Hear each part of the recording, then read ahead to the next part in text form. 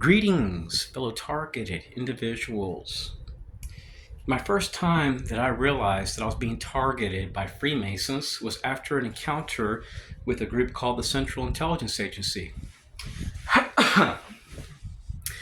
And afterwards, I was being harassed at stores, gas stations, where I walked, in neighborhoods.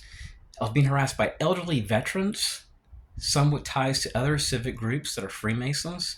And I discovered that the Central Intelligence Agency outsources to Freemasons. DHS does the same thing. There's legal notes and books involving Congress, congressional meetings, mentioning Freemasons as a community policing partner.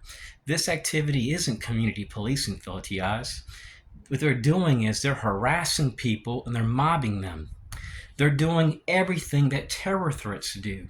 Now, most Masons are good people. It's not all of them. It's select people, just like these movements based on military participation, where they utilize in Texas the Northern Command, a fusion center, CIA, and FBI. The terror threats, fellow TS, are not overseas. You won't find them.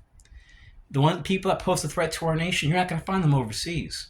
You're going to find them right here. They've been hiding behind our flag, utilizing covert action, false reports, and utilizing people in positions of trust to promote these problems in our schools and communities nationwide.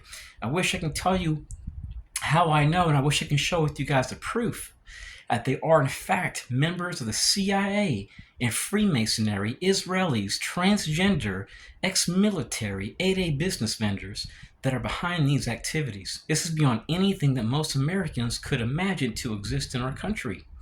They support, some of these groups support terrorism, and they will die for terrorism. So we need to understand that we're dealing with terror threats. Some of these people are far left, Luciferian Satanists.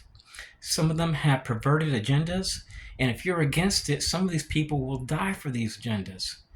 They'll see it as, hey, if they're attacking you and destroying your life, that they're winning for their agenda, which is evil.